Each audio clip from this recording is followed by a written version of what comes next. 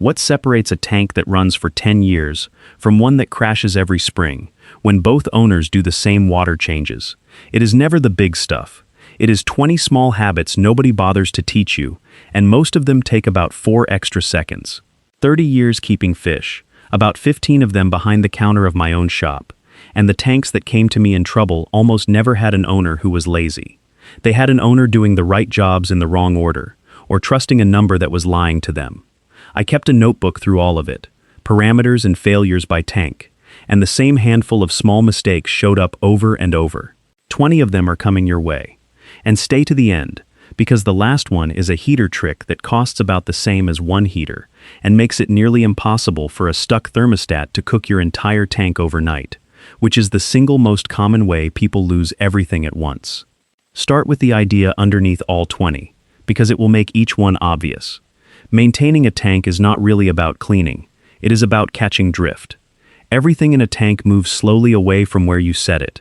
The heater creeps, the flow drops, the reagents age, the algae creeps in a millimeter a week, and none of it announces itself.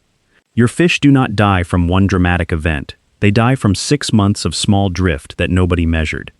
Every trick on this list is a way of catching drift while it is still cheap to fix. If you have kept a tank for any length of time, you already sense this without putting words to it.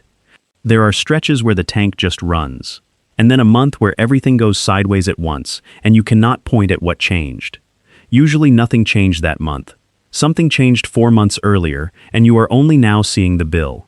First trick, and it costs you nothing but a change in order. Scrape the glass and trim your plants before you siphon, never after. A siphon is just the hose you use to pull water out and vacuum the gravel.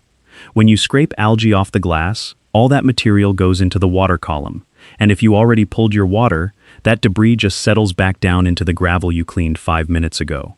Do the dirty work first, and it all leaves in the bucket.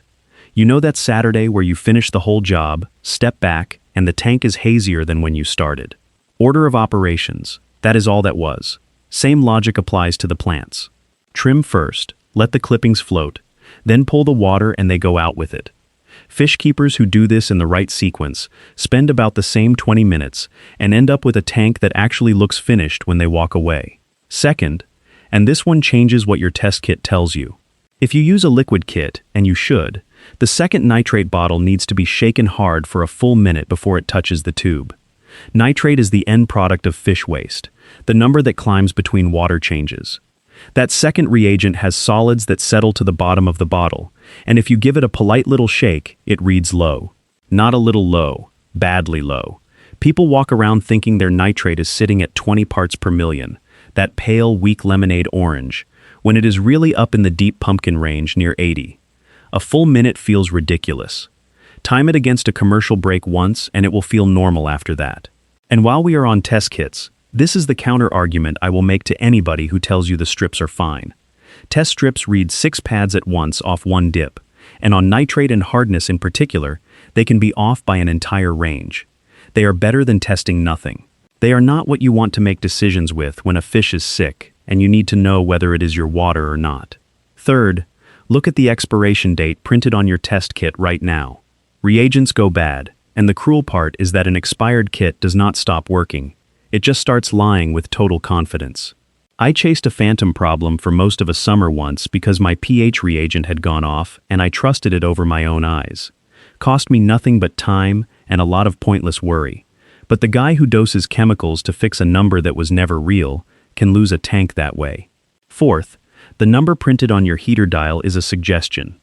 Heaters drift and dials get bumped, and the factory calibration was never that precise to begin with.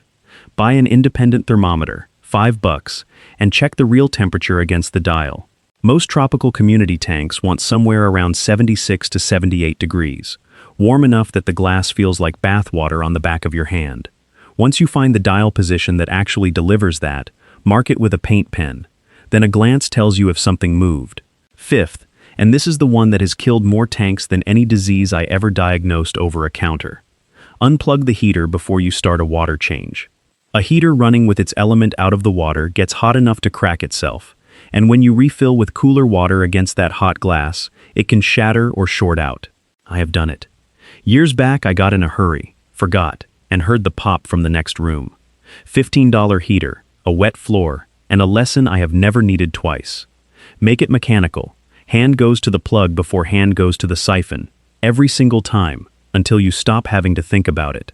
That is also a good moment to say the obvious thing about electricity. Every cord in this hobby should hang in a drip loop, meaning it dips below the outlet so water runs off the low point instead of tracking into the socket, and the whole thing belongs on a GFCI outlet, the kind with the test and reset buttons. Everything in this video, and the full 101 secret system behind it, is in the Aquarist's Bible. 204 pages, covering the tap water that's quietly poisoning your fish, and the $5 fix for it. The nitrogen cycle explained the way nobody at the store ever bothers to. The $3 filter upgrade that doubles what your filter can handle. The overfeeding that causes the deaths nobody admits to. Easy plants that actually live. And the cleanup crew that eats each type of algae so you stop buying the wrong one. Plus a quick reference card you can tape inside your stand, so you always know the right move when a fish looks off. If you are tired of testing your water, doing everything right, and still losing fish for no reason you can explain, this is the reference you have been waiting for. Link in the description below, QR code on screen. 6th, when you clean your filter, clean the impeller and the shaft it spins on. The impeller is the little magnet-driven propeller that actually moves the water, and it sits in a housing that collects a slick of gunk nobody ever looks at. That buildup on the shaft is why a filter starts humming, or loses flow, or dies 6 months early. Pull it out, wipe the shaft with your fingers, rinse the housing, put it back. 2 minutes. And keep peroxide and every other cleaner away from your biological media, the sponges and ceramic where your beneficial bacteria live. That colony is what converts fish waste into something less toxic, and it is the actual engine of the tank. 7th, the intake strainer gets a wipe every week. That is the slotted cap on the tube that pulls water into your filter. 9 out of 10 of the panicked "my filter died" calls I got at the shop were a blocked intake, not a dead motor. A leaf, a snail shell, a wad of plant trimmings, and the flow drops to nothing. 10 seconds with your fingers, while you are already in there. There is a myth worth killing right next to this one, that you should replace your filter cartridge every month like the box says. Those cartridges hold your bacteria colony, and throwing one out on a schedule means throwing out your filtration on a schedule, which is why so many people get a small ammonia spike a few days after cleaning. Rinse what you have in old tank water you pulled during the change, and only replace media when it is falling apart. 8th, put a check valve on every airline you run. When the power goes out, an air pump sitting below the water line becomes a siphon, and your tank quietly drains itself down the tubing and onto your floor. A check valve is a 50-cent one-way plastic fitting that makes that impossible. I have heard that story from more people than I can count, and every one of them was a 50-cent part away from a normal Tuesday. 9th, replace your airline tubing once a year. It hardens, it yellows, it stops sealing at the fittings, and you never notice it happening because it happens over months. Costs a few dollars for a roll that will do every tank in the house. 10th, keep one bucket that only ever touches the aquarium, and write on it. Soap residue is invisible. It does not rinse out the way you think it does, and it kills fish. Same goes for the bucket somebody in your house might grab for mopping. My wife calls the fish room the swamp, and has never tested a drop of water in her life. But she knows which bucket is not hers, which is the only house rule in this hobby I have never had to repeat. 11th, plain white vinegar handles the hard white crust at your water line that no scraper touches. That is calcium and mineral deposit, and it is stubborn, especially on hard tap water. Soak a paper towel in vinegar, lay it on the line for 10 minutes, wipe it off, and never spray an ammonia-based glass cleaner anywhere near an open tank. The overspray drifts straight down into the water, and ammonia is the exact thing you spend your whole life keeping at zero. 12th, wipe the light lens and the underside of the lid once a month. Mineral film and condensation build up on both, and they cut the light reaching your plants far more than people expect.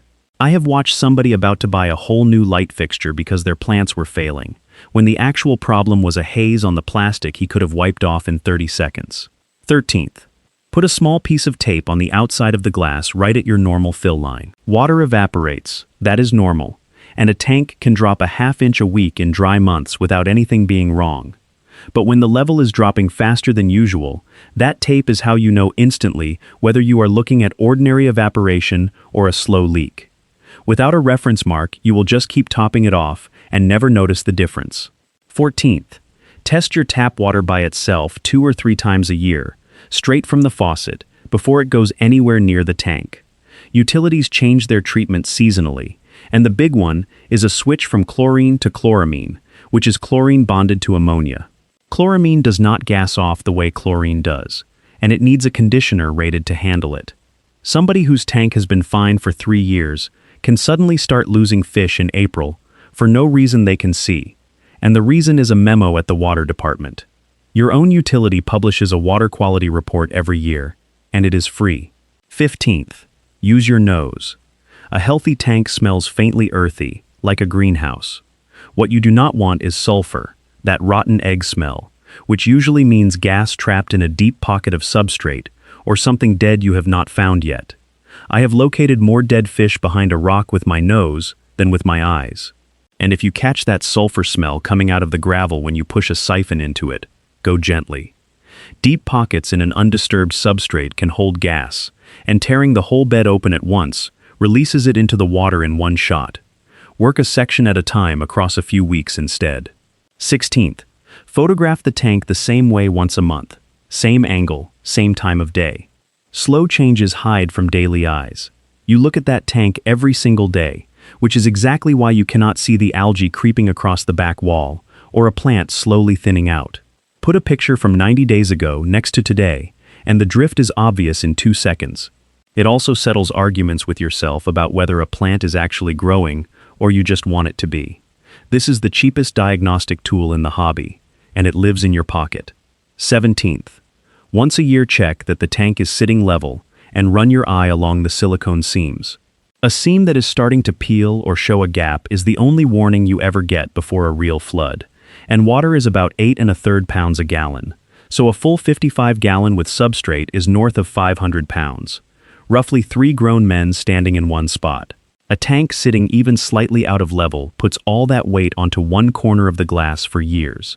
Check the stand too while you are down there. 18th, keep a spare heater and a spare filter in a closet. Equipment does not fail on a Wednesday afternoon when the shop is open. It fails at 9 on a Sunday night in January. I have driven around town on a holiday weekend with a tank dropping a degree an hour, and a $40 backup sitting in a closet would have turned an emergency into a 5-minute job. Buy the spare before you need it. Look, everything I'm walking through here is in the Aquarist's Bible. 204 pages, all 101 field-tested secrets. Water chemistry made simple, the cycle done right. Filtration, substrate, feeding, easy plants, algae control, stocking, and the self-cleaning tank that mostly runs itself. Plus what to actually do when it goes wrong, with a quick reference card for the stand. 3 decades of fishroom knowledge in one place. No more mystery deaths. No more scrubbing green glass every week. No more fighting your tank and dumping money at the fish store. Link in the description, QR code on screen. 19th, stop rearranging your decorations. I know it is tempting, and I know the aquascaping videos make it look like a weekend hobby. But most tank fish hold territory, and when you move the rocks and wood around, you have erased every boundary line in that tank, and every fish has to refight for position. That stress is quietly behind a lot of the mystery illness that shows up a week after somebody redecorated. Set it up how you want it, then leave it alone. The exception is if you are fixing an actual problem: a rock with a sharp edge, a piece of wood blocking flow, a cave positioned where 2 aggressive fish keep meeting. Fix those. But moving things around because you are bored on a Sunday costs your fish more than it gains you. 20th, have a summer plan before summer arrives. Warm water holds less dissolved oxygen than cool water, which is why a heat wave can put fish at the surface gasping in a tank that has been fine all year. The fix is more surface movement, an air stone or a small fan aimed across the water, plus a frozen water bottle floated in the tank if it really climbs. About a pint at a time so you drop the temperature slowly. What you never do is dump a tray of ice cubes in and swing the temperature 5 degrees in 10 minutes, because a fast swing is harder on fish than the heat was. None of this covers everything, and it is worth being clear about where the list runs out. These 20 habits keep a stable tank stable and catch problems while they are small. What they will not do is fix an actual disease outbreak.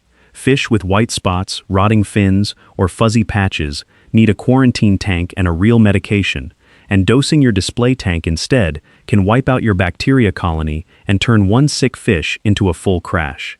And if you are running a reef or any saltwater system, the maintenance list is a different animal entirely.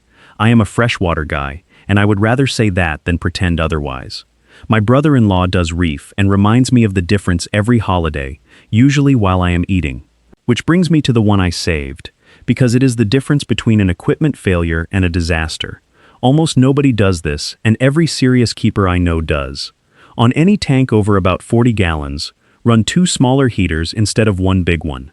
2 75-watt heaters instead of a single 150. Think about what a heater failure actually looks like. If a single heater sticks in the on position, and they do, it has enough wattage to cook the entire tank overnight, and you wake up to a 100-degree tank and everything in it dead.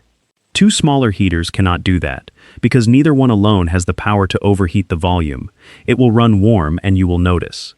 And if a heater fails in the off position, which is the other way they go, the second one holds your temperature close enough to keep everybody alive until you find it. It costs about the same as one larger heater, sometimes less. Across the tanks in my fish room, I have run doubles for years, and I have had exactly the failure this protects against: a stuck heater, and the tank drifted up about 3 degrees instead of boiling. One fish room is not a controlled study, but the logic holds no matter whose tank it is. Put both on the same reliable outlet. Keep that independent thermometer where you can see it from across the room, and you have removed the single fastest way to lose everything you have built. The people whose tanks look effortless are not doing anything you cannot do. They are just catching drift early, in 4-second increments, week after week, while everybody else waits for something to go visibly wrong and then reacts. Pick 3 off this list you are not doing yet, and start with those this weekend. In 6 months, you will notice something odd, which is that nothing happens anymore. No emergencies, no mystery deaths, just a tank sitting there being boring. That is the goal. Boring is what a decade-old tank looks like from the outside.